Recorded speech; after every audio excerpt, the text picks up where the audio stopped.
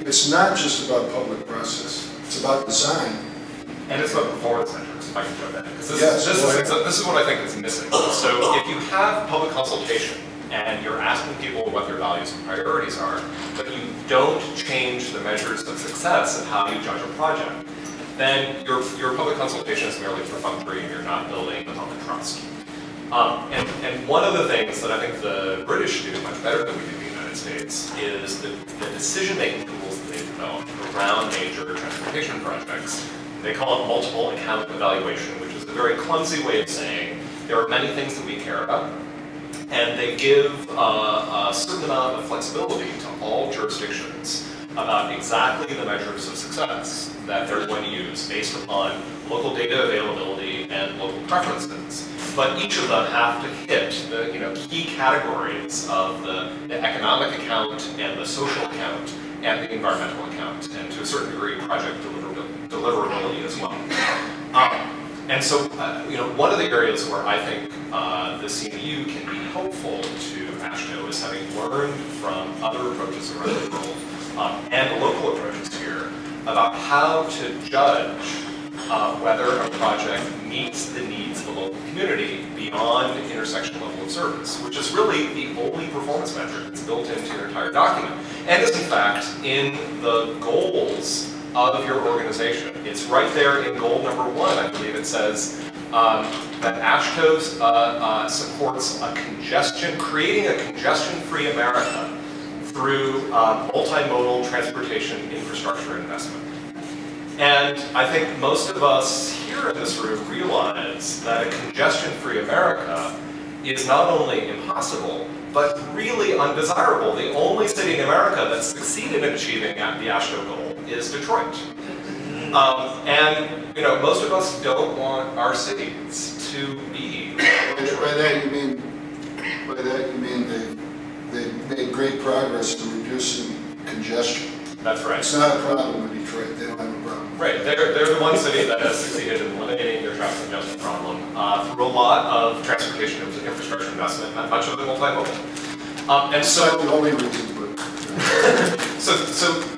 there are aspects of the DNA of the values of AASHTO as an organization, and the way those values are reflected, have been reflected over the last 100 years in the document, that I think we also see as a problem. But my position is that our viewpoint is the conservative viewpoint, and the AASHTO position is the one that is radical and is resulting in gross government involvement and expenditure in a way that fundamentally changes our communities, and not necessarily in a way that supports broader American values.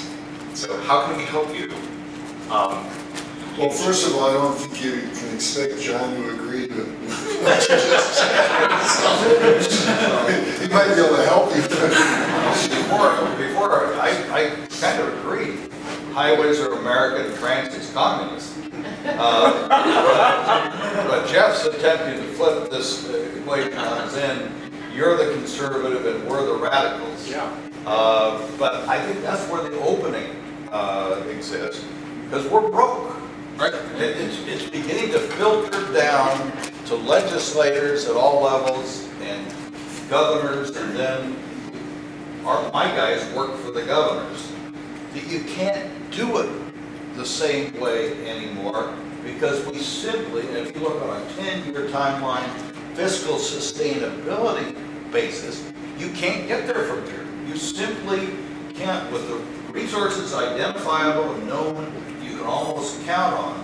You just can't get there the old way of building out the grid or the arterial desires that result from the trying to reduce congestion. Let me insert. I just wanted to, because I've heard discussions like I went to one a couple of years ago where Earl Blumenauer organized, was at the Truman Center, whatever it was, the Wilson Center, and the head of the Chamber of Commerce spoke, and all these people were there, and they talked about how you just can't raise the gas tax anymore.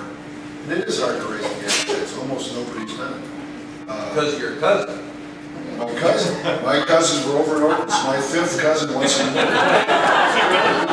My everlasting shame.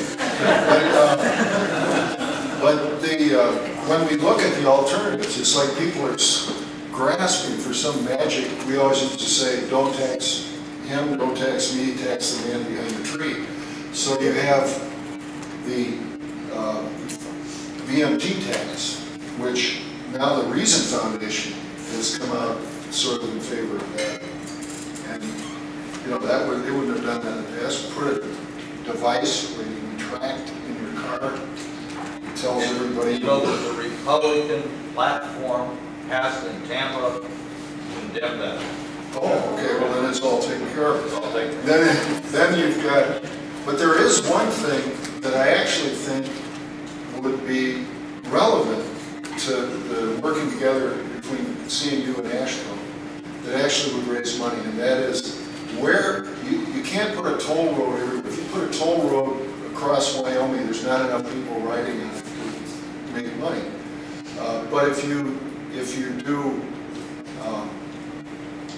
tax incremental financing around infrastructure projects, then all of a sudden the things that we want, added value on the street, and the street is supposed to produce value, that all of a sudden is in the interest of the contracting community as well.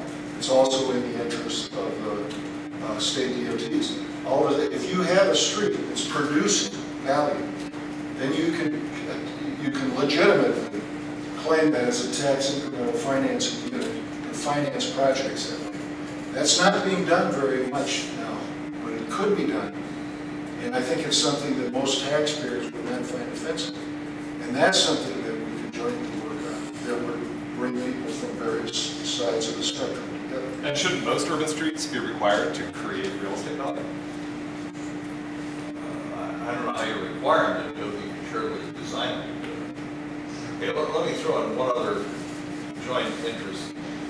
States pretty much fund and operate the arterial network, and then cities and counties, the local street network of collectors.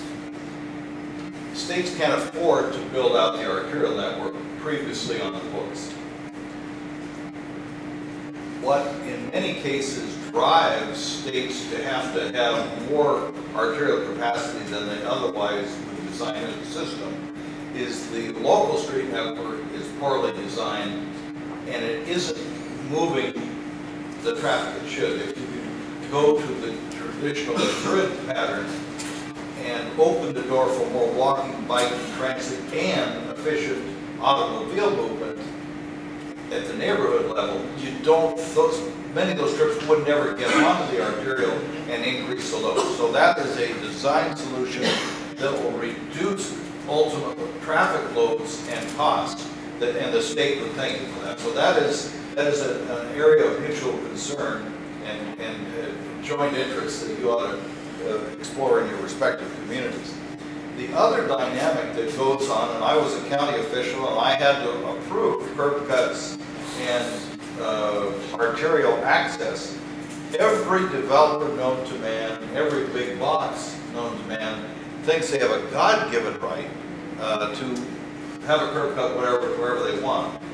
And when you don't ration it or require frontage roads and somehow protect the capacity on the arterial, 10 years after you've just built a 4-lane arterial, it's congested again. And then you have to add the 2 more lanes, and then you're into the dynamic again.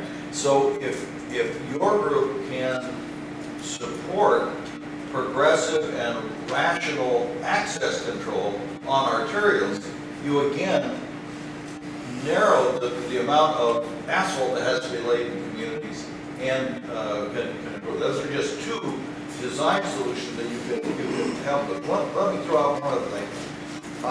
Part of our problem is that we live in a siloed world.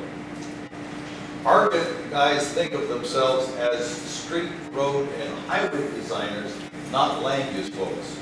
And Lord save us if they ever get into the place-making concept that Project for Public Space advocates.